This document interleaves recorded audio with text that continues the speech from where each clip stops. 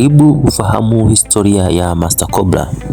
Leo tunazungumzia Master Cobra, mwalimu wa Kung Fu ambaye ametoa mchango mkubwa katika maendeleo ya mchezo huu nchini Tanzania. Kwa miaka mingi, Master Cobra amekuwa akifundisha Kung Fu kwa kujitolea, nidhamu na moyo wa kusaidia wengine. Kutokana na juhudi zake, amefanikiwa kushinda medali nyingi katika mashindano mbalimbali ya kitaifa na kimataifa.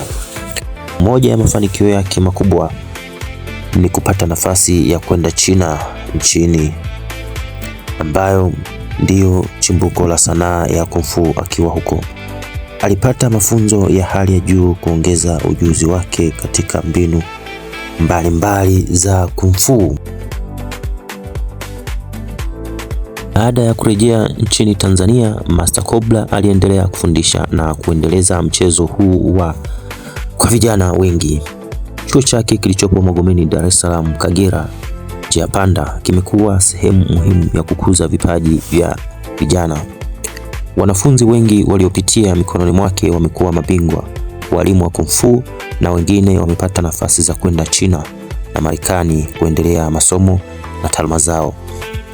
Lakini mafanikio ya Master Cobra hayaishi kwenye medali pekee. Anajulikana pia kwa utu wake, binadamu wake na moyo wake wa kusaidia watu. Wengi wanamfahamu wanamuelezea kama mwalimu mwenye heshima, anayewajali wanafunzi wake na jamii inayomzunguka. Katika mafunzo yake, wanafunzi hujifunza nidhamu, kujilinda, kujiamini, afya bora na kuheshimu wengine. Hii ndiyo sababu wazazi wengi hupeleka watoto wao kujifunza katika chuo chake. Ada za mafunzo ni nafuu ili kuwapa watu wengi nafasi ya kujifunza. Lengo lake ni kuona vijana wengi wanapata fursa kukuza vipaji vyao na kufikia ndoto zao.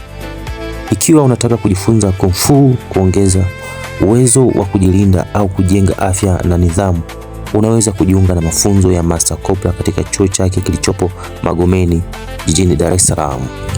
Kwa mawasiliano na taarifa zaidi kuhusu kujiunga, piga simu 0743 04 52 10. Master Cobra anaendelea kuandika historia ya mafanikio kupitia wanafunzi wake na mchango wake katika maendeleo ya Kung Fu nchini Tanzania. Asante kwa kutazama. Usisahau kulike, kushare na kusubscribe ili kupata simulizi na wasifu zaidi watu.